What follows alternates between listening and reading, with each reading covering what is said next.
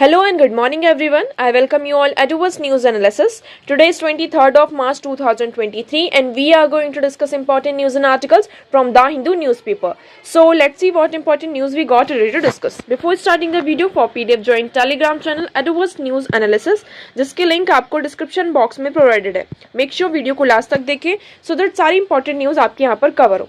तो चलिए स्टार्ट करते हैं, देखते हैं आज हमें क्या क्या डिस्कस करना है. As you can see our first news is कोविड-19 pandemic is far from over, warns PM. यहाँ पे हमें प्राइम मिनिस्टर ने क्या किया है, हमें वार्न किया है कि जो कोविड-19 ये पैंडेमिक है, अभी हम इससे यहाँ पर पूरी तरीके से आज़ाद नहीं हुए. मतलब कि जो पैंडेमिक है ये पूरी तरीके से यहाँ पर अभी ओवर नहीं हुआ है.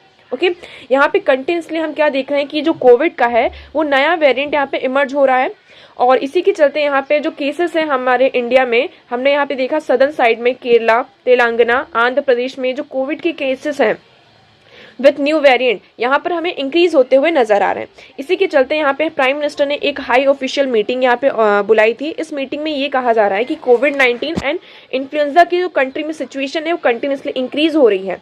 इसलिए यहाँ पर हमें क्या जरूरत है, टाइमली यहाँ पर क्या करने की जरूरत है, रिस्पॉन्स करने की जरूरत है.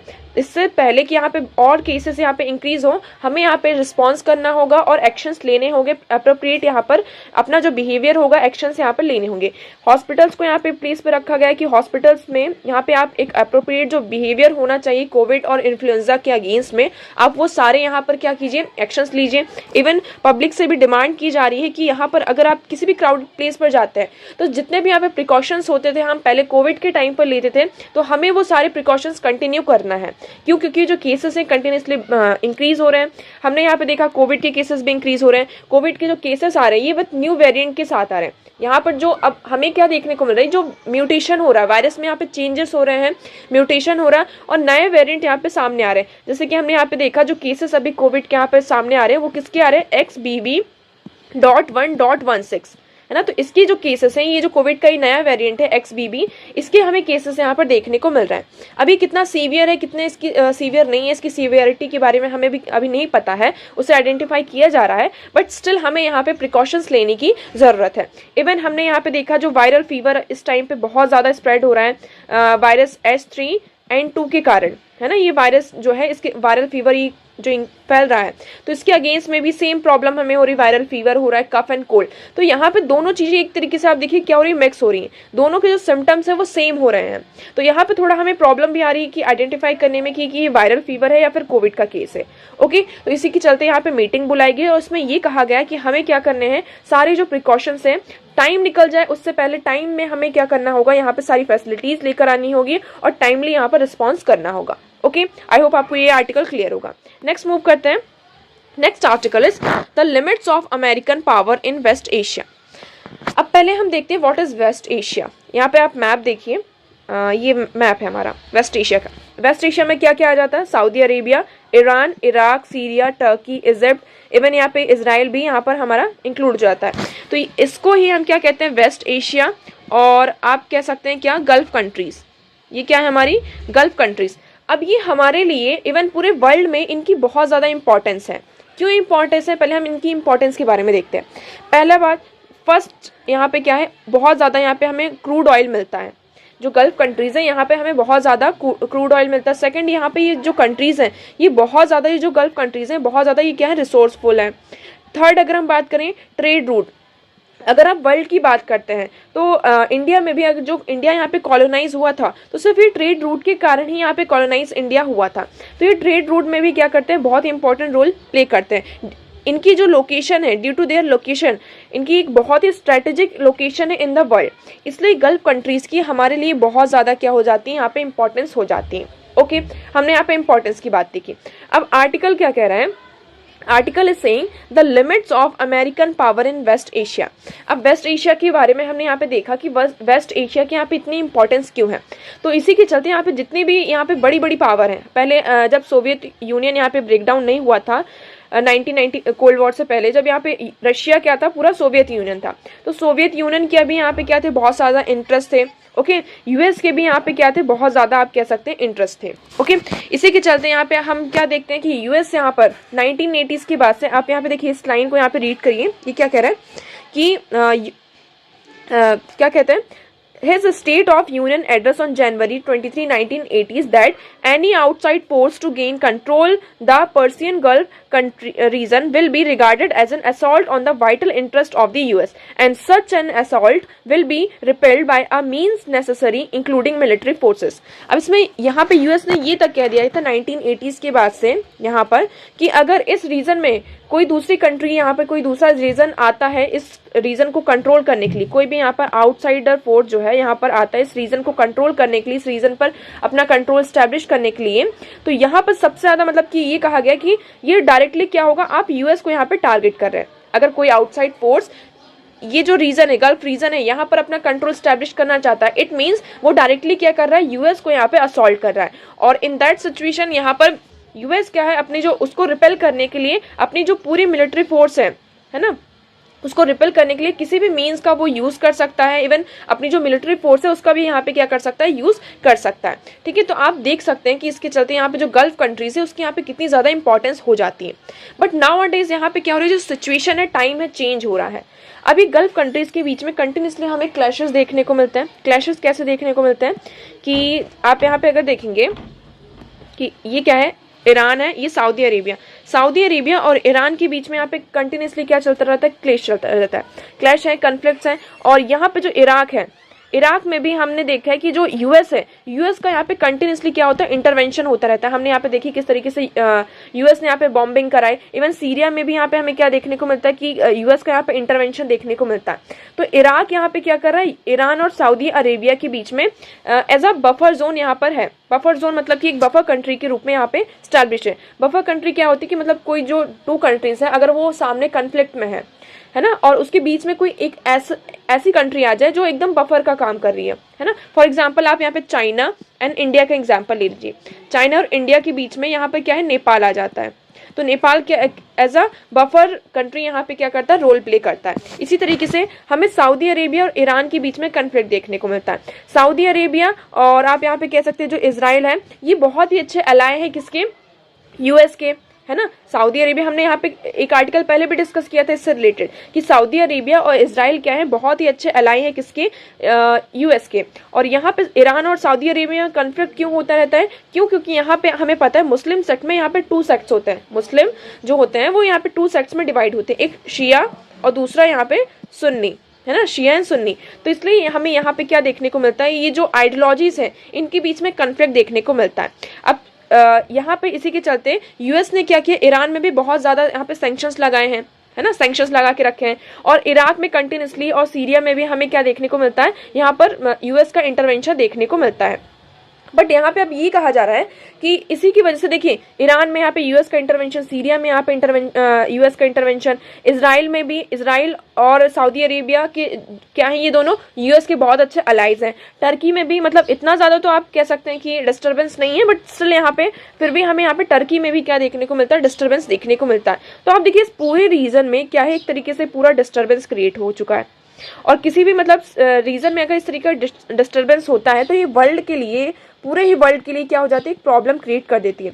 अब जब ऐसी प्रॉब्लम होती है तो यहाँ पर जो दूसरी कंट्रीज होती हैं वो क्या करना चाहती हैं, अपने आप को यहाँ पर सामने लेकर आना चाहती हैं और ये जो चीजें, सिचुएशन है ना, उसको यहाँ पे दूर करने की कोशिश करती हैं। अब यहाँ पे देखिए क्या हो रहा है, अब ये जो इतना ज्यादा डिस्टर्बेंस है यहाँ पर, इसी के चलते ये जो वेस्ट एशिया, जो ये गल्फ कंट्रीज हैं, अब वो क्या होना चाहती हैं, सेल्फ सफिशिएंट होना चाहती हैं, है ना। ये जो कंट्रीज हैं अब ये क्या ट्राई कर रही हैं कि जो हमारे रिलेशन हैं इस रीजन में एक दूसरे की कंट्रीज के साथ, जैसे सऊदी अरेबिया के यहाँ पे कन्फ्लिक्ट है ईरान के साथ, इराक के साथ, है ना। तो यहाँ पे ये अब ये कह रहे हैं कि हमें यहाँ पे सेल्फ सफिशिएंट बनना होगा। क्यों, क्योंकि जो यूएस है उसका कोई भी भरोसा नहीं है। पहले देखिए, जब यहाँ पे यूएस के यहाँ पे जब इंटरेस्ट होते हैं तो वो उस कंट्री में आ जाता है, इंटरवीन करता है। अब फॉर एग्जाम्पल यहाँ पे आप अफगानिस्तान का एग्जाम्पल ले लीजिए। अफगानिस्तान में पहले यूएस क्या था, यूएस ने अपनी मिलिट्री को वहां पे डिप्लॉय करके रखा था। बट यहाँ पे रातों ही रात हमने क्या देखा, ओवर अ नाइट हमने ये देखा कि यूएस ने अपनी मिलिट्री को वहां से क्या कर लिया, हटा लिया। तो अब यहाँ पे देखिए जो सिक्योरिटी, आप मतलब हम किसी भी कंट्री के ऊपर यहाँ पे डिपेंड नहीं हो सकते सिक्योरिटी के लिए।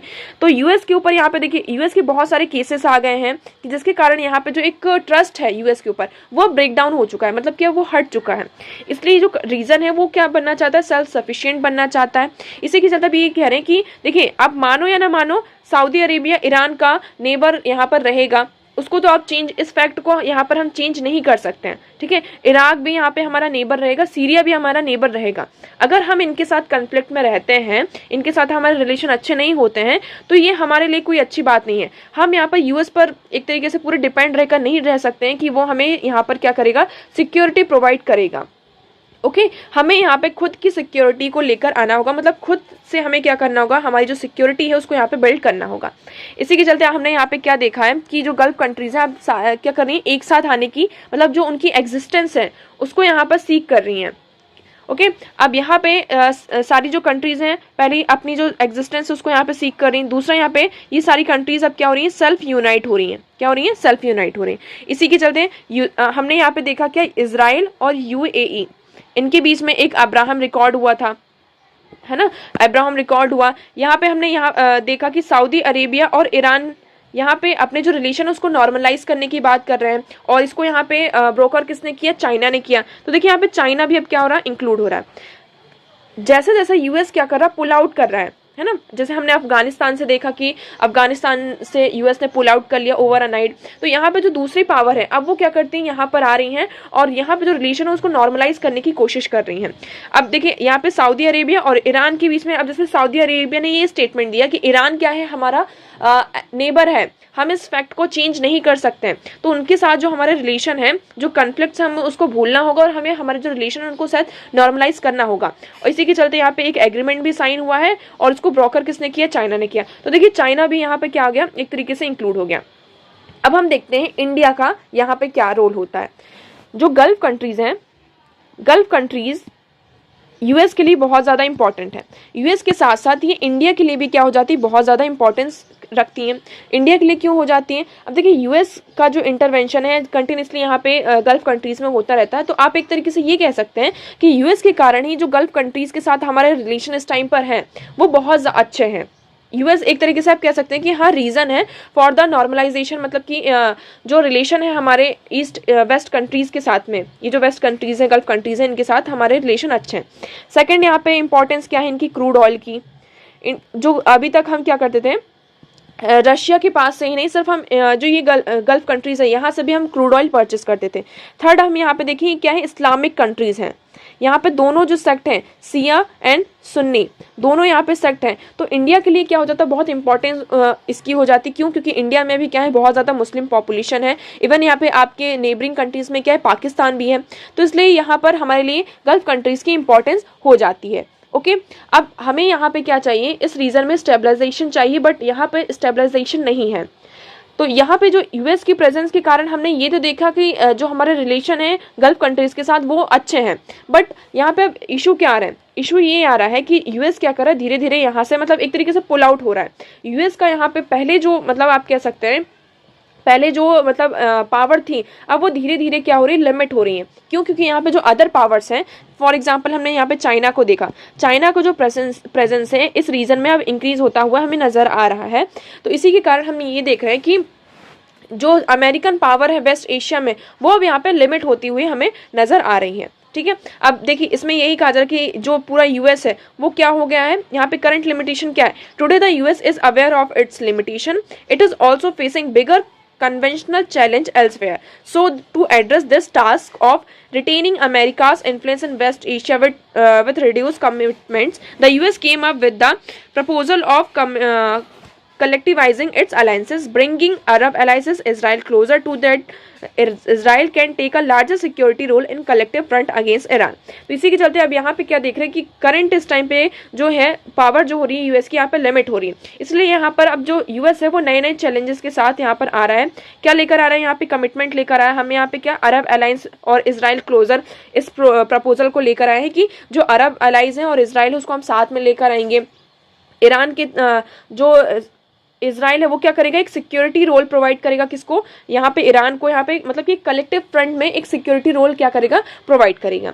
तो अब हमने यहाँ पे ये देखा कि किस तरीके से जो यूएस की अमेरिकन पावर है वेस्ट एशिया में वो लिमिट हो रही है, अब उसको वो रिवाइव करना चाहते हैं। सेकंड यहाँ पे उन्होंने क्या कहा, Israel continuing occupation of Palestine territories could play a spoiler in the bid of collective alliances. अब यहाँ पे क्या हो रहा है कि इजराइल और पैलेस्तीन में भी हमें क्या देखने को मिल रहा है, कंटिन्यूसली यहाँ पे कन्फ्लिक्ट देखने को मिलता है। है ना, पैलेस्टीन जो टेरिटरीज है, यहाँ पे इसराइल का कंटिन्यूइंग जो ऑक्यूपेशन है, इसके कारण यहाँ पर जो ये फैक्ट है वो क्या कर सकते हैं, जो हम अलायंस बनाने की बात कर रहे हैं, अरब अलायंस और जो इजराइल है उसको हम यहाँ पे बनाने की बात कर रहे हैं, उस पर हमें क्या देखने को मिल सकता है, थोड़ा सा ये स्पॉइलर की तरह एक काम कर सकता है। अब यहाँ पे मल्टीपोलर रीजन की बात की गई। मल्टीपोलर रीजन मतलब कि यहाँ पर क्या हो रहा है, डीपोलराइजेशन हो रहा है। पहले वेस्ट एशिया में सिर्फ यूएस का आप कह सकते हैं दाबादोल था, बट यहाँ पर अब क्या हो चुका है, चाइना की भी प्रेजेंस आ चुकी है ना। चाइना ने देखा, हमने देखा कि सऊदी अरेबिया और जो ईरान है उसके रिलेशन को यहाँ पे नॉर्मलाइज करने के लिए यहाँ पर एग्रीमेंट ब्रोकर की तरह यहाँ पे सामने आया। ओके, तो यहाँ पे चाइना की प्रेजेंस बढ़ रही है। अब ये इंडिया के लिए थोड़ी सी क्या हो सकती है, प्रॉब्लम हो सकती है। क्यों क्योंकि चाइना की प्रेजेंस इंडिया के लिए यहाँ पर अच्छी नहीं है। दूसरी यहाँ पे जो गल्फ कंट्रीज है, अगर चाइना यहाँ पर आता है तो हमारे जो गल्फ कंट्रीज के साथ में जो रिलेशन है, अभी तक जो स्टेबल रिलेशन थे इस टाइम पर, वो हमें थोड़े से खराब होते हुए नजर आ सकते हैं। ये सिर्फ एक हाइपोथेटिकल आप कह सकते हैं कि अब ऐसा इन फ्यूचर हो सकता है। इस रीजन में जो स्टेबिलिटी है वो तो आ सकती है, बट यूएस यहाँ पे धीरे धीरे क्या हो रहा है, पुल आउट कर रहा है। अब यूएस हमारे लिए क्या हो जाता है, बहुत ज़्यादा इंपॉर्टेंट हो जाता है किसको, चाइना को काउंटर करने के लिए। ओके, तो इसमें मतलब मेनली यही कहा जा रहा है कि जो but the Gulf of the larger West Asia is no longer an exclusive American sphere of influence. अब इसमें यही कहा जा रहा है जो वेस्ट एशिया एक लार्जर आप कह सकते हैं कि वेस्ट एशिया है, अब इस पर अमेरिका का जो एक इन्फ्लुएंस पहले रहता था, अब वो यहाँ पर नहीं है। Okay, China's continued rise and growing appetite for the US allies to make autonomous foreign policy choice. This is a new terrain for America in West Asia. अब यहाँ पे हम क्या देख रहे हैं कि चाइना क्या कर रहा है, जो US के पहले allies थे, है ना, उनके साथ अपने जो रिलेशन है उसको यहाँ पे मेंटेन कर रहा है। हमने यहाँ पे कल क्या पढ़ा था, ग्लोबल्स हमने यहाँ पे चाइना की जो कन्वेंशन था GSI के बारे में हमने यहाँ पे पढ़ा था, जिसमें वहाँ पे चाइना के 5 पिलर्स थे। तो उसमें हमने एक जो पॉइंट था वो हमने ये देखा था कि वो क्या करना चाहता है, चाइना जो अपने अलायंस है उसको यहाँ पे बनाना चाहता है, ताकि वो क्या कर सकते हैं, वर्ल्ड में अपनी जो पोजीशन है उसको यहाँ पे world as a world leader सामने आ सके। ओके, तो आई होप आपको ये आर्टिकल यहाँ पे क्लियर होगा। नेक्स्ट आर्टिकल की तरफ मूव करते हैं। नेक्स्ट आर्टिकल है अबोलिशन इज द वे। हमने इस आर्टिकल को कल ही डिस्कस किया था कि सुप्रीम कोर्ट ने यहाँ पे क्या कहा है, पूरा डेटा यहाँ पे मांगा है कि जो यहाँ पे डेथ हम पेनल्टी देते हैं, कैपिटल पनिशमेंट प्रोवाइड की जाती है, तो ये क्या है, एक इनह्यूमन कंडीशन है। मतलब हमने यहाँ पे पूरा देखा था कि जो हैंगिंग के थ्रू क्या किया जाता है, यहाँ पे जो रेयरेस्ट टू रेयर केस होते हैं वहाँ पे हैंगिंग के थ्रू यहाँ पे कैपिटल पनिशमेंट दी जाती है ना। बट यहाँ पे ये देखा था क्योंकि यहाँ पे आप क्या कर रहे हो, उस पर्सन को यहाँ पे डेथ जो है वो प्रोवाइड कर रहे हैं, उनको डेथ तो मिल रही हो, आप हैंगिंग के थ्रू करें या फिर किसी और तरीके से करें, वहां पे उनकी जान तो जा रही है। तो यहाँ पे ये कहा जा रहा है कि हैंगिंग क्या है, एक बहुत ही ज़्यादा क्रूअल और इनह्यूमन क्या है, मतलब कि किसी भी सिचुएशन को, मतलब आप ऐसा कह सकते हैं कि एक ये इनह्यूमन कंडीशन है हैंगिंग। तो यहाँ पे ऐसा कहा जा रहा है कि हमें डेथ के लिए कोई दूसरा प्रोविज़न लेकर आना चाहिए। अब यहाँ पे डेथ को, ये जो हैंगिंग वाले प्रोविज़न है, इसको यहाँ पे पूरा एनालाइज किया कि जब से पर्सन को मतलब कि हैंग किया जाता है तो उसको उसकी जब डेथ होती है तो मतलब कितना टाइम लगता है, उसमें उसको कितना सफ़र करना पड़ता है। तो ये सारी चीज़ें मतलब आप इसको यहाँ पे एथिक्स से कनेक्ट कर सकते हैं। तो इस आर्टिकल को हमने कल ही पूरा डिस्कस किया था। तो इसी के चलते यहाँ पे सुप्रीम कोर्ट ने क्या है, सेंट्रल गवर्नमेंट से डिमांड करी है कि पूरा आप पहले जो डेटा यहाँ पे प्रोवाइड करिए, डेटा क्या क्या सामने आता है कि हैंगिंग में मतलब कि पर्सन को कितना सफ़र करना पड़ता है, कितना टाइम लगता है उसकी डेथ को, जब से उसे हैंग किया जाता है और जब उसकी डेथ होती है तो उसमें कितना पूरा टाइम लगता है, पर्सन कितना सफ़र करता है। अब देखिए यहाँ पे जो हैंगिंग है इसको पहले इनह्यूमन बताया गया था और अनकॉन्स्टिट्यूशनल भी बताया गया था, बट यहाँ पे 2 केसेस हैं, आपको ये 2 केसेस यहाँ पर याद रखने। कौन कौन से, Bachchan Singh versus state of Punjab 1980s। इसमें यहाँ पे सुप्रीम कोर्ट ने ये कहा था, which upheld the death penalty but limited it to rarest of rare cases. यहाँ पे डेथ पेनाल्टी तो है, इसको यहाँ पे कॉन्स्टिट्यूशनल बताया था, बट किसमें, रेयरेस्ट ऑफ रेयर केसेस। अब रेयरेस्ट ऑफ रेयर केस क्या है, इसकी भी डेफिनेशन हमारे पास नहीं है। रेयरेस्ट ऑफ रेयर केस में हम ये कह सकते हैं कोई ऐसा हीनियस क्राइम, है ना, यहाँ पे हीनियस क्राइम की बात की गई, जैसे कि बहुत ज़्यादा यहाँ पे गैंग रेप की बात कर सकते हैं आप।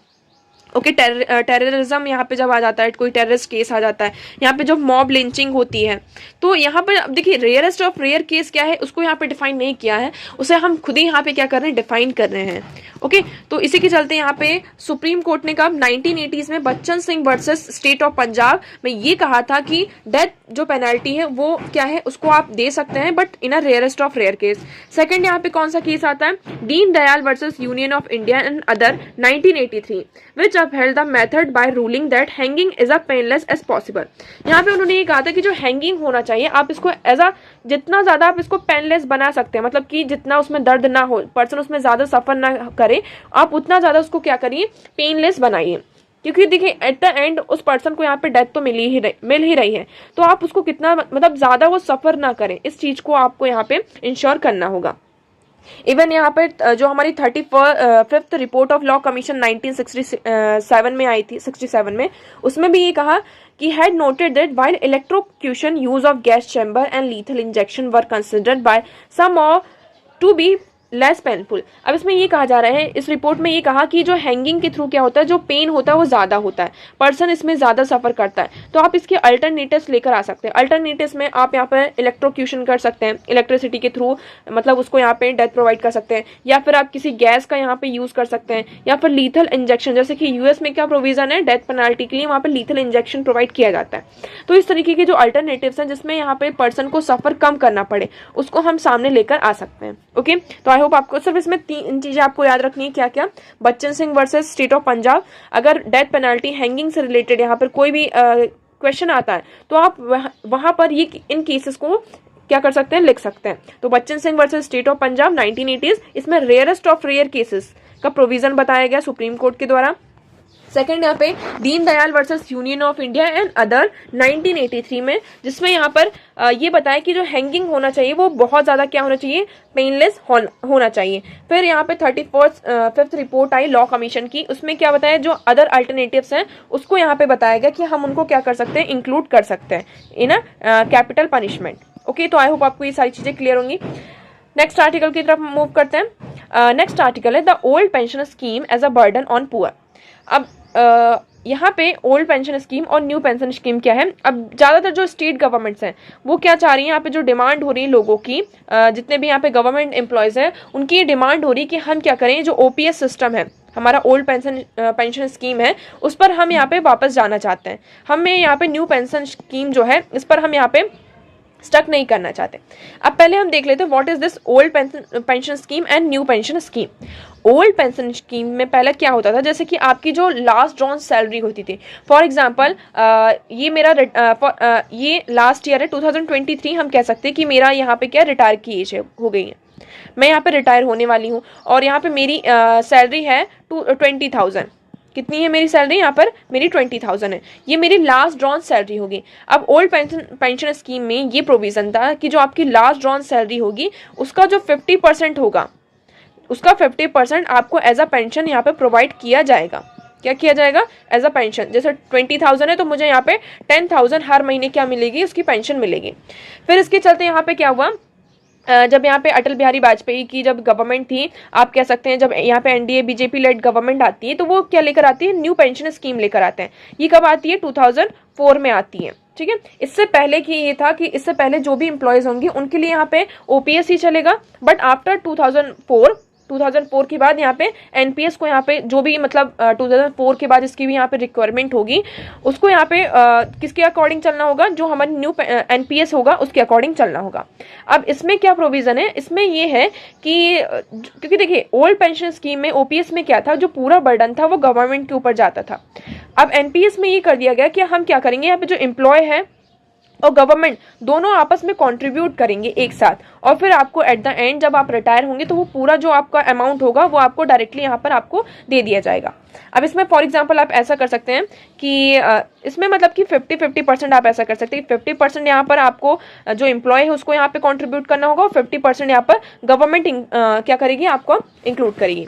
ठीक है, अब इसके चलते यहाँ पे ये कहा गया, देखिए फॉर एग्जाम्पल आपको यहाँ पे 20,000 आपकी सैलरी है, तो इस 20,000 में से आपको 50% यहाँ पे इंक्लूड करना होगा, मतलब कि आपका जो यहाँ पे पीएफ वगैरह कटता है तो इसमें ये इंक्लूड होगा, और उसी से आपका जो 14%, पहले 10% था, फिर इसको इंक्रीज करके 14% कर दिया गया कि 14% क्या होगा, उसमें गवर्नमेंट क्या करेगी, अपना इंक्लूड करेगी। फिर एट द एंड जब आप रिटायर होंगे तो वो पूरा जो अमाउंट होगा एक साथ कलेक्ट करके आपको वहां पे दे दिया जाएगा। तो ये आ गया हमारा एनपीएस। अब देखिए इस आर्टिकल में मेनली क्या बताया गया है, इस आर्टिकल में ये कहा गया कि हम जो ये डिमांड कर रहे हैं कि हमें किस में जाना है, ओपीएस सिस्टम में हमें फिर से जाना है।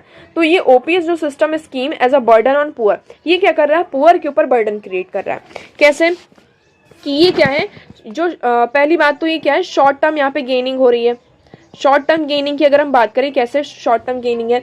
सेकंड, यहाँ पर जो स्टेट है, स्टेट यहाँ पे डिमांड ये कर रहे हैं कि यहाँ पे देखिए स्टेट की पावर अगर हम देखें तो वो कैसी होती है, लिमिटेड होती है ना। वो जो उनकी टैक्सेशन जो होती है वो लिमिटेड होता है, उनका एक्सपेंडिचर भी होता है, उनके पास इतना ज़्यादा पैसा नहीं होता है कि वो मतलब यहाँ पे पेंशन में भी यहाँ पे इंक्लूड करें, और यहाँ पे उनका खुद का भी तो खर्चा होता है, सिर्फ पेंशन के अलावा भी तो बहुत सारी यहाँ पे स्कीम्स लेकर आते हैं, उनका खुद का भी एक्सपेंड करना होता है, तो उसमें यहाँ पे पूरा एक्सपेंड हो जाता है। अब तीसरी चीज़ हमें यहाँ पे क्या करना है, फिजिकल कंसोलिडेशन करना है। तो इस आर्टिकल में मेरे टू थिंग्स के बारे में यहाँ पे डिस्कस किया गया। पहला, फिजिकल कंसोलिडेशन।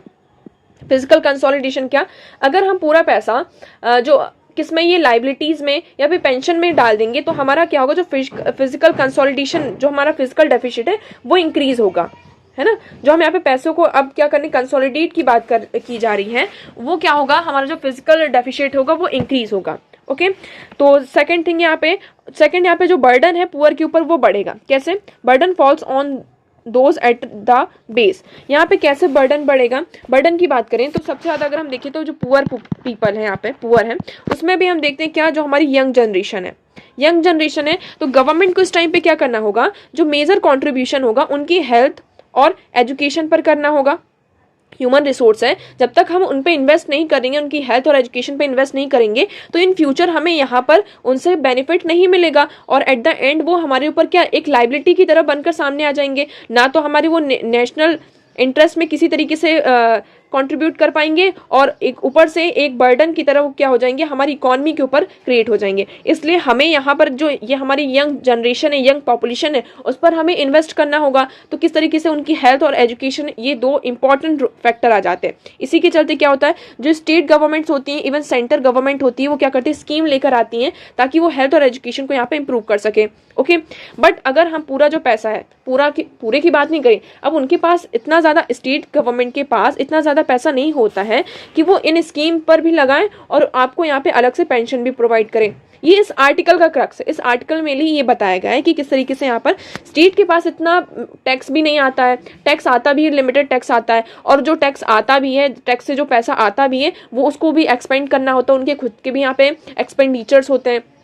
ओके, तो यहाँ पे क्या होता है, आप फिर अगर आप यहाँ पे पेंशन प्रोवाइड कर रहे हैं, इट मीन्स यहाँ पे जो ये वेलफेयर प्रोग्राम्स है, वेलफेयर स्कीम्स हैं, आप उनसे कट कर रहे हैं। क्योंकि आपको, अगर आपको कहीं देना है, फॉर एग्जाम्पल ये ए है और ये बी है, अगर आपको इस पर्सन को पैसे देना है तो आपको यहाँ से कुछ ना कुछ कट करके देना होगा, और अगर आपको यहाँ से करना होगा तो आपको बी पर्सन से यहाँ पे कट करना होगा, मतलब कहीं ना कहीं से आपको यहाँ पे कटौती करनी होगी।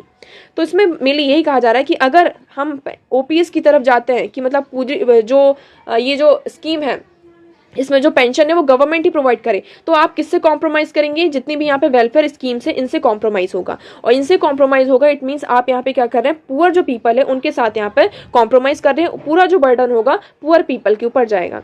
ओके, अब यहाँ पे ये कहा जा रहा है कि resources distribution must be equitable. यहाँ पे जो रिसोर्स का डिस्ट्रीब्यूशन होना चाहिए वो कैसा होना चाहिए, इक्विटेबल होना चाहिए। Opposition to the OPS should not be a weapon for downsizing the government, but used to argue for a more equitable distribution of resources and expansion of universal provision of public good. A participatory pension for government employees will provide a more egalitarian outcome in an economy with acute income inequality.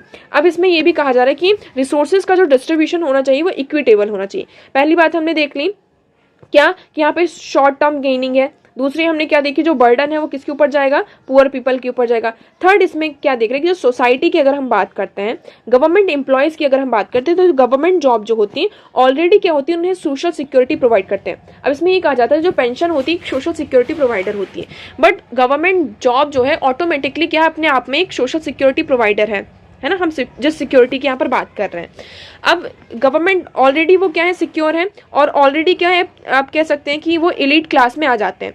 और हमें यहाँ पे already हमें क्या देखने को मिला कि सोसाइटी में यहाँ पे कितनी ज़्यादा इनइक्वालिटी है। अगर हम पेंशन के थ्रू इनको और ज़्यादा क्या करेंगे, इस तरीके के जो प्रोविजंस आएंगे, तो सोसाइटी में ये जो इनइक्वालिटी है और ज़्यादा यहाँ पर क्या होगी, इंक्रीज होगी। ओके, तो इसमें यही कहा जा रहा है कि देखिए, participatory pension for government employees will provide a more egalitarian outcome in an economy with acute income inequality. यहाँ पे क्या होगा, एक गैप क्रिएट होगा किसके बीच में, इगैलिटेरियन के बीच में और जो पुअर पीपल के बीच में। तो जो इगैलिटेरियन मतलब कि जो ऑलरेडी क्या है, वेल ऑफ है, इलीट क्लास से यहाँ पे बिलोंग करते हैं, उनको और ज्यादा यहाँ पे क्या मिल रहा है, पैसे मिल रहे हैं, ठीक है। तो इसमें मतलब कि आप क्या देख रहे हैं कि और ज्यादा वो क्या होंगे, ऊपर की तरफ जाएंगे। तो इसमें ये कहा जा रहा है कि इगैलिटेरियन आउटकम यहाँ पे इकोनॉमी में और ज्यादा होगा, और जो इनइक्वालिटी है सोसाइटी में वो और ज्यादा क्या होगी, इंक्रीज होगी। तो इस आर्टिकल में मेनली देखिए यही कहा गया है कि जो ओल्ड पेंशन स्कीम है वो सिर्फ एक बर्डन की तरह काम कर रही है, किसके ऊपर, पुअर पीपल के ऊपर। और हम यहाँ पे क्या देखने जा रहे हैं कि जो इगैलिटेरियन, जो इलीट क्लास है, वो ऑलरेडी वेल ऑफ क्लास है, वो ऑलरेडी क्या हो रही है, एक तरीके से फिर से वेल ऑफ मतलब कि सामने निकल कर आ रही, मतलब कि गरीब और गरीब होता जा रहा है और अमीर यहाँ पर होता जा रहा है। ओके, तो इस आर्टिकल में बस मेनली यही बताया गया, जो ओल्ड पेंशन स्कीम है उसकी तरफ मतलब कि एक तरीके से उसको आप कह सकते हैं क्रिटिसाइज ही किया गया है कि हमें ओल्ड पेंशन स्कीम की तरफ नहीं जाना होगा। क्यों? क्योंकि इस टाइम पे जो गवर्नमेंट का अगर हम देखते हैं कि मेन प्रॉब्लम क्या है कि गवर्नमेंट क्या करना चाहता है, फिजिकल कंसोलिडेशन करना चाहता है। फिजिकल कंसोलिडेशन करना, इसमें मतलब आपको कहीं ना कहीं से कट करना होगा। तो यहाँ पर अगर आप कंट्रीब्यूट करते हैं, और कंट्रीब्यूशन मतलब इसमें ये भी कहा गया कि कोविड के कारण जो है इंडिविजुअल बहुत ज़्यादा परेशान हुआ है, उसके पैसों की ज़्यादा ज़रूरत है, पैसों की ज़्यादा मतलब जो एक डिस्पोजेबल इनकम है उसको यहाँ पे ज़्यादा उसकी पैसों की ज़रूरत है। तो यहाँ पे हमें इसलिए क्या करना चाहिए, जो ओल्ड पेंशन स्कीम है, यहाँ पर फॉर एग्जाम्पल आपको यहाँ पे 20,000 सैलरी मिलती है, बट कोविड के कारण हमने यहाँ पे देखे कि बहुत, अब इसमें से आप फॉर एग्जांपल 20,000 में से 5,000 आप यहाँ पे क्या कर देते हैं, आपका यहाँ पे पहले से ऑलरेडी कट होके आता है, मतलब कि आपको जब आप रिटायर होंगे उसके बाद आपको ये जो पूरा पैसा एक साथ मिल जाएगा, ठीक है। अब आपके पास कितने हाथ में पैसे आ रहे हैं, 15,000 आ रहे हैं, जस्ट एन एग्जांपल। अब यहाँ पे कोविड के कारण बहुत ज़्यादा इंडिविजुअल को अफेक्ट हुआ। अब ये 15,000 में उनके हाथ में मतलब कि आप कह सकते हैं कि पूरा खर्चा नहीं चल रहा, उनका एक्सपेंडिचर पूरा नहीं चल रहा है, तो इसलिए वो डिमांड कर रहे हैं कि हमें अभी पूरे पैसे प्रोवाइड कीजिए और हमें ओपीएस की तरफ ही कहाँ जाना है, फिर से जाना है।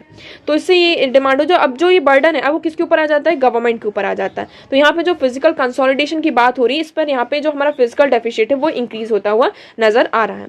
ओके, तो ये पूरा आर्टिकल था। नेक्स्ट आर्टिकल की बात करते हैं, फाइनल सॉल्यूशन। इस आर्टिकल में क्या है, इस आर्टिकल को भी हमने कल ही डिस्कस किया था कि जो हमारा आईपीसीसी की यहाँ पे रिपोर्ट आई है, उस रिपोर्ट में ये बताया गया है कि जो अर्थ का टेम्परेचर है वो एट प्रेजेंट 1.1 डिग्री सेल्सियस पहुंच चुका है। हमारा मेन टारगेट ये था कि 2030 तक हम मतलब कि जो अर्थ का टेम्परेचर है वो 1.5 डिग्री सेल्सियस से ज़्यादा नहीं होना चाहिए, है ना। तो यहाँ पे एट प्रेजेंट 1.1 डिग्री सेल्सियस अर्थ का जो टेम्परेचर है वो बढ़ चुका है।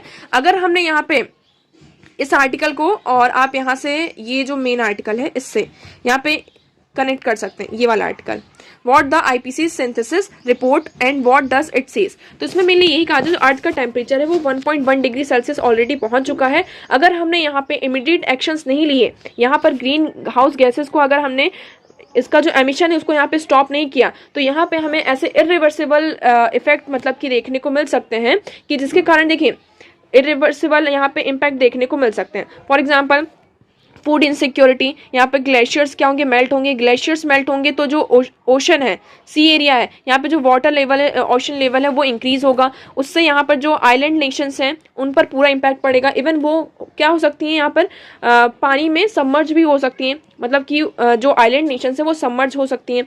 फूड इनसिक्योरिटी यहाँ पर बढ़ेगी, क्योंकि क्लाइमेट चेंज के कारण हम देखते हैं जो वेदर है, जो मानसून है, उसमें कितना ज़्यादा इम्पैक्ट पड़ता है। बारिश के टाइम पर यहाँ पे गर्मी होती है और गर्मी के टाइम पे आपको ठंड लगती है और ठंड के टाइम पे यहाँ पे बारिश हो रही है।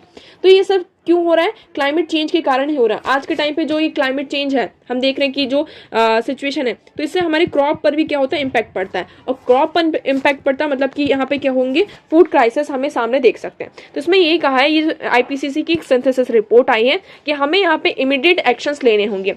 सेकेंड, इसमें ये बात की गई किसकी, फाइनेंस की, है ना, पैसा कहाँ से आएगा। अब देखिए जो जितनी भी यहाँ पे डेवलप्ड कंट्रीज हैं उन्होंने ऑलरेडी क्या कर चुका है, अपना पूरा जो एमिशन है वो करके, और वो एक डेवलप्ड कंट्रीज बन चुकी हैं, है ना, वो क्या बन चुकी है। अब यहाँ पर जो है एमिशन कौन कर रहा है, डेवलपिंग कंट्रीज कर रहे हैं। अब क्वेश्चन ये उठ रहा है, क्योंकि डेवलपिंग कंट्रीज है उनके पास इतना पैसा नहीं है, तो यहाँ पे क्वेश्चन ये किया जा रहा है कि आप जो जितनी भी यहाँ पे डेवलप्ड कंट्रीज हैं वो क्या करें, डेवलपिंग कंट्रीज को यहाँ पे पैसा प्रोवाइड करें, मनी फाइनेंस प्रोवाइड करें, जिससे क्या हो, वो भी मतलब न्यू टेक्नोलॉजी लेकर आ सके और जो ये एमिशन है उसको यहाँ पे रोक सके। ओके, तो ये पूरी इस रिपोर्ट के बारे में बताया गया है। नेक्स्ट आर्टिकल की तरफ मूव करते हैं। देखिए ये नेक्स्ट आर्टिकल क्या है, the road to ending tuberculosis. यहाँ पे ट्यूबरक्लोसिस के बारे में बात की गई है कि आप देखिए 1993 में एक वेकअप कॉल आया था। The world got a wake up call 1993 about tuberculosis when the world health organization declare it a global health emergency. 1993 में ट्यूबरक्लोसिस को global health emergency as a मतलब कि हेल्थ इमरजेंसी डिक्लेयर कर दिया गया था। तभी से यहाँ पे 1993 में ही मतलब आप ट्यूबरक्लोसिस को किस तरीके से यहाँ पर खत्म कर सकते हैं उसके चलते यहाँ पर बहुत सारे 1993 में एक रिपोर्ट भी आई थी, label treatment for adult as the best by among all developmental interventions. The response in 30 years since been short on urgency and long on process. The current goal is to end TB by 2030. अब इस time पे हमारा जो current गोल है क्या है कि हमें जो ट्यूबरक्लोसिस है, टीबी है, उसको यहाँ पे 2030 तक क्या करना है, पूरी तरीके से एंड करना है। अभी एंड जो वर्ड है ये हमारे लिए बहुत ज़्यादा थोड़ा सा आप कह सकते हैं कि इशू वाला बंद हो रहा है। हमें अभी भी देखने को मिलता है इंडिया में, अगर हम देखें तो इंडिया में 20 to 25 जो लैक केसेस है वो क्या है, ट्यूबरक्लोसिस के। उसमें से 4 to 5% आप देखते हैं कि कंटिन्यूसली टीबी के कारण क्या हो जाती है, पर्सन की यहाँ पे डेथ होती है। अब देखिए इस आर्टिकल में बहुत ज़्यादा नहीं क्या क्या बताया गया है कि इस आर्टिकल में देखिए ट्यूबरक्लोसिस को यहाँ पे हम 3 एरियाज मेनली 3-4 एरियाज के बारे में बात की गई कि हम ट्यूबरक्लोसिस किस तरीके से रोक सकते हैं। वर्ल्ड की बात करें तो वर्ल्ड में अभी हमें क्या जरूरत है, ग्रेटर रिस्पांस की जरूरत है ट्यूबरक्लोसिस के चलते। यहाँ पे सिर्फ इंडिया की बात नहीं, पूरे वर्ल्ड लेवल में बात की जा रही है कि यहाँ पे एक ग्रेटर रिस्पॉन्स की हमें जरूरत है, तभी हम क्या कर सकते हैं, जो ट्यूबरक्लोसिस है उसको यहाँ पर एंड कर सकते हैं। सेकेंड यहाँ पे बात की जा रही है, देखिए इसमें सेकेंड ये कहा जा रहा है जो वैक्सीन प्रोवाइड की जाती है, यहाँ पे वैक्सीन जो दी जाती है वो किसको दी जाती है, यहाँ पे चाइल्ड को दी जाती है। जब बच्चा यहाँ पे पैदा होता है उसके बाद यहाँ पे उसको जो टीबी होती है उसकी वैक्सीन प्रोवाइड की जाती है। सिर्फ यहाँ पे बच्चों के लिए वैक्सीन है, यहाँ पे एडल्ट्स के लिए कोई भी वैक्सीन नहीं है। तो यहाँ पे ये कहा जा रहा है कि हमें क्या करना होगा, एडल्ट्स के लिए भी क्या करना होगा, जो वैक्सीन उसको लेकर आना होगा। थर्ड इसमें क्या कहा जा रहा है, जो वैक्सीन है ये कितनी है, 100 ईयर्स ओल्ड है। क्या है ये, मतलब 100 ईयर ओल्ड है। और आज के टाइम पे हम क्या देख रहे हैं, यहाँ पे जो वायरस है वो अपने आप को म्यूटेट करके सामने आ रहा है ना, उसमें चेंजेस हो रहे हैं। और जो हम यहाँ पे क्या देख रहे हैं, AMR एंटी माइक्रोबियल रेजिस्टेंस भी क्या हो रहा है, हमारी बॉडी में क्रिएट हो रहा है। तो यहाँ पर ये कहा जा रहा है कि देखिए हम यहाँ पे कोविड की न्यू वैक्सीन बना सकते हैं, तो ट्यूबरक्लोसिस की न्यू वैक्सीन क्यों नहीं बना सकते हैं। तो यहाँ पे ये कहा जा रहा है कि जो पूरी ओल्ड वैक्सीन है इसमें हमें चेंजेस लाने की जरूरत है। थर्ड इसमें क्या, फोर्थ इसमें क्या बात की गई है, फोर्थ है डायग्नोस्टिक। डायग्नोस्टिक मतलब कि आप टीबी को कितनी जल्दी यहाँ पे डायग्नोस कर पा रहे हैं, 1 सेकंड में, 90 सेकंड में, 1 मिनट में, है ना। तो यहाँ पे जो रिस्पॉन्स है इसमें देखिए यहाँ पे ये कहा जा रहा है कि AI assisted hand held radiology with 90 second reporting and 95% plus accuracy for diagnostic team. तो इसमें हमें यहाँ पे एक मैच्योर टेक्नोलॉजी की लेकर आनी होगी, क्या, एक मैच्योर टेक्नोलॉजी लेकर आनी होगी जिससे हम टीबी को जल्दी से जल्दी क्या कर पाएं, डायग्नोस कर पाएं, है ना। जिससे जैसे कि कितना टाइम लग रहा है किसी भी चीज़ को मतलब डायग्नोस करने में, हमें 1 मिनट लग रहा है, 1 सेकंड लग रहा है, 90 सेकंड लग रहे हैं, 1 दिन लग रहा है, 1 महीना लग रहा है। तो इसलिए हमें यहाँ पे, क्योंकि जितनी जल्दी आप उस चीज़ को डायग्नोस कर पाएंगे, उसके बारे में पता कर पाएंगे, उतनी जल्दी हम क्या कर सकते हैं, उसका जो इलाज है, उसका जो ट्रीटमेंट है उसको हम यहाँ पे स्टार्ट कर सकते हैं। ओके अब इसी के चलते इंडिया की अगर हम बात करें तो यहाँ पे देखिए सिर्फ पहले हम क्या था, जो टीबी का जो कॉस्ट आता है, टीबी का जो ट्रीटमेंट का कॉस्ट है वो भी बहुत ज़्यादा हाई होता है। अब यहाँ पे देखिए ये कहा जा रहा है कि हम यहाँ पे पहले इंजेक्शन के थ्रू क्या करते थे, इसका जो इलाज चलता था, बट हम यहाँ पे क्या लेकर आ गए, ओरल पिल्स का भी रिजीम लेकर आ गए। हम ओरल पिल्स की तरफ, यहाँ पे injection free and oral pills की तरफ आ गए, जिसमें हमने ये इम्प्रूव किया है कि जो मतलब केसेस हैं, जो पेशेंट में यहाँ पे फैटिक का जो केसेस है वो उसमें हमें रिडक्शन देखने को मिला है। The efforts to come up with a raft of newer drugs needs to accelerate so that when drug resistance shows up the most recently introduce drugs. अब इसमें यहाँ क्या होता है कि देखिए AMR भी क्या हो रहा है, हमारी बॉडी में इंक्रीज हो रहा है, एंटी माइक्रोबियल रेजिस्टेंस। तो यहाँ पे जो ड्रग्स है हमें ऐसे कारागार ड्रग्स लेकर आने होंगे ताकि जो ये रेजिस्टेंस वाली प्रॉब्लम है उससे भी हम यहाँ पे क्या कर सके, टैकल कर सके। अब इंडिया में टीबी के चलते यहाँ पे क्या प्रोविज़न है, तो यहाँ पर हम देखें तो इंडिया में क्या है, प्रधानमंत्री टीबी भारत अभियान, ठीक है। क्या है, प्रधानमंत्री टीबी भारत मुक्त भारत अभियान, ओके तो इसमें ये क्या है, हमारा जो मेन टारगेट है कि 2025 तक हम क्या करेंगे, इंडिया से टीबी को मतलब पूरी तरीके से मतलब कि इसको एंड कर देंगे। इसलिए यहाँ पे ये प्रोविजन लेकर आया गया है। और इसी के चलते यहाँ पे निक्षय मित्र करके आया है, निक्षय मित्र। इसमें क्या किया गया है कि कोई भी मतलब जो जिसके पास बहुत ज़्यादा पैसा है, कोई भी एलिट है, वो क्या करे, किसी एक टीबी पर्सन को यहाँ पे अडॉप्ट करे।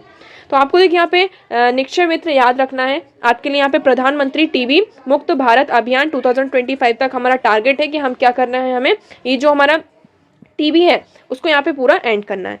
तो इस आर्टिकल में मेनली इतना ही था। नेक्स्ट हम मूव करते हैं। नेक्स्ट आर्टिकल है हमारा, government will attempt to open corridor to Sharda Peeth in PoK for devotee Shah. यहाँ पे जो हमारे होम मिनिस्टर हैं, union home minister Amit Shah, उन्होंने क्या कहा कि said government would move forward to open a corridor to Sharda Peeth in Pakistan occupied Kashmir on the lines of Kartarpur corridor. अब यहाँ पे बात की जा रही है कि जो करतारपुर कॉरिडोर है इन पंजाब, इसी के चलते यहाँ पर माँ देवी Sharada temple near the line of control Jammu Kashmir में एक शारदा देवी का एक टेम्पल है। तो यहाँ पे जो शारदा पीठ ये कॉरिडोर है उसको यहाँ पे ओपन करने की बात की गई। अब इसमें हमारे लिए क्या इंपॉर्टेंट है, इसकी लोकेशन आप देख लीजिए। ये हमारा कश्मीर वैली है, ये LOC है, आपको यहाँ पे ये LOC दिख रहा होगा, है ना, ये LOC, ये यहाँ पे शारदा पीठ है। तो ये जो कॉरिडोर है इसको यहाँ पे खोलने की, ओपन करने की बात की जा रही है। ओके तो अभी इसमें हमारे लिए इतना इंपॉर्टेंट है। नेक्स्ट हम बात करते हैं, नेक्स्ट आर्टिकल है, ये हमारे लिए एक प्रीलिम फैक्ट आ जाता है। IAF pilot sharpen their skills at exercise cobra warrior in UK। यहाँ पे क्या है, एक्सरसाइज कोबरा। ये क्या एक्सरसाइज है, एक मल्टीनेशनल एक्सरसाइज है। क्या है ये, मल्टीनेशनल एक्सरसाइज। इसमें जितनी भी एयर फोर्सेस होती हैं वेरियस कंट्रीज की, वो एक साथ आती हैं और यहाँ पे मतलब कि एयर फोर्सेस की जो पायलट्स होती हैं उनकी जो स्किल्स होती हैं उसके लिए यहाँ पे एक्सरसाइज की जाती है। ये किसके द्वारा यहाँ पे ऑर्गेनाइज की जाती है, UK के द्वारा, यूनाइटेड किंगडम। इसमें यहाँ पे हम देखें तो कंट्रीज जैसे कि कौन कौन सी कंट्रीज इंक्लूड होती हैं, UK, Finland, Sweden, south Africa, Saudi Arabia, US and Singapore.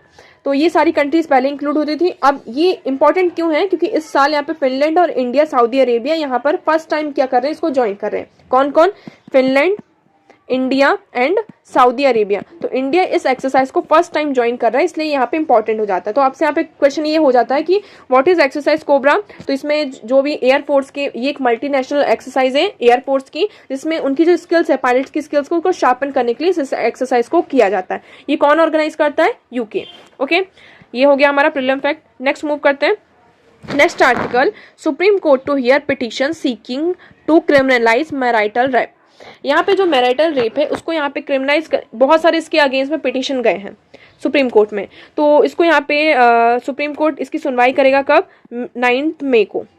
अब इसमें आगे क्या आता है उसको हम डिस्कस करेंगे, बट यहाँ पे हमारे लिए 2-3 इंपॉर्टेंट चीज हो जाती हैं कि जो हम अगर IPC का सेक्शन देखते हैं, IPC का सेक्शन 375, इस सेक्शन में क्या बताया गया है कि पहले तो क्वेश्चन आता है कि what is marital rape. Marital rape क्या होता है कि मतलब किसी भी विमेन के साथ यहाँ पे फोर्सफुली यहाँ पे क्या कर रहे हैं, उसके साथ इंटीमेटेड रिलेशन में आ रहे हैं, है ना, पेनिट्रेशन के थ्रू क्या हो रहा है, इसका रेप हो रहा है, तो वो मैरिटल रेप में आता है। बट शादी के बाद इसमें जो आर्टिकल 37 IPC में जो सेक्शन 375 है वो क्या कहता है, वो डिक्रिमिनलाइज करता है कि marital rape and holds that sexual intercourse by man with own wife who is not under 18 without her consent is not a rape। अगर कोई भी यहाँ पर पहले प्रोविजन इसमें ये था कि 15 इयर्स के यहाँ पे कह सकते हैं कि मतलब शादी हो चुकी है और आपकी वाइफ 15 इयर्स है और आपके मतलब उसके यहाँ पे सेक्सुअल यहाँ पे आपके रिलेशन है उसके साथ, तो वो मैरिटल रेप की कैटेगरी में नहीं आता। बट इस एज को 2017 में 15 से कितना कर दिया गया था, 18 इयर्स कर दिया गया था। और 18 इयर्स मतलब कि अगर कोई भी पर्सन यहाँ पे शादीशुदा है ना, दोनों यहाँ पे हस्बैंड है और वाइफ है, और हस्बैंड के थ्रू यहाँ पे वाइफ के साथ यहाँ पे सेक्सुअली क्या किया जा रहा है, मतलब कि उसकी सेक्सुअल रिलेशन है, यहाँ पे वाइफ की यहाँ पे मर्जी हो या ना हो, उन दोनों के बीच में अगर सेक्सुअल रिलेशन है तो वो मैरिटल रेप की कैटेगरी में नहीं आता है। बट यहाँ पर आप देखेंगे कि अगर यहाँ पर मैरिटल रेप की कैटेगरी में नहीं आता, ये कौन कहता है, IPC का सेक्शन 375। अब इसी के चलते यहाँ पे कर्नाटका हाई कोर्ट ने यहाँ पे ये कहा कि रेप इज रेप। रेप क्या है, रेप इज रेप। यहाँ पर अगर आप चाहे वो हस्बैंड हो या फिर कोई अदर पर्सन हो, अगर वो फोर्सफुली विदाउट वुमेन के यहाँ पे कंसेंट के यहाँ पे सेक्सुअल इंटरकोर्स कर रहा है मैन, तो वो क्या होता है, रेप की कैटेगरी में आता है। तो देखिए इसमें Karnataka high court had earlier held that husband was liable to be charged for rape under the Indian penal code if he has forcefully sex with his wife. The Karnataka government has supported High Court judgment in an affidavit in the top court subsequently. तो यहाँ पे Karnataka high court ने यहाँ पे क्या किया है, जो ये जजमेंट है उसको यहाँ पे सपोर्ट किया है। उन्होंने ये कहा कि रेप इज रेप, अगर आप चाहे वो आपकी वाइफ ही क्यों ना हो, अगर आप फोर्सफुली उसके साथ क्या कर रहे हैं, सेक्सुअल इंटरकोर्स में आ रहे हैं, तो वो रेप होता है। अब इसी के चलते यहाँ पे बहुत सारी जो पिटिशन है वो कहाँ गई हैं, सुप्रीम कोर्ट में गई हैं। तो सुप्रीम कोर्ट ने कहा कि इसको क्या किया जाएगा, अप्रैल 9 को इसकी यहाँ पे सुनवाई की जाएगी। अब इसमें आगे क्या फर्दर हमारे लिए आता है उसको हम डिस्कस करेंगे। ओके, तो आई होप आपको सारी चीज़ें यहाँ पे क्लियर होंगी। So that's for all today. सारी न्यूज़ जो भी इंपॉर्टेंट न्यूज़ थी हमने यहाँ पर डिस्कस कर लिया। For PDF join Telegram channel Eduverse news analysis. Okay, वहाँ पे आपको सारी PDF प्रोवाइड की जाएंगी। सो वीडियो कैसा लगा कमेंट सेक्शन में ज़रूर बताइएगा। वीडियो को लाइक करना एंड चैनल को सब्सक्राइब करना ना भूलें। सो आज के लिए इतना ही। Thank you so much for discussion.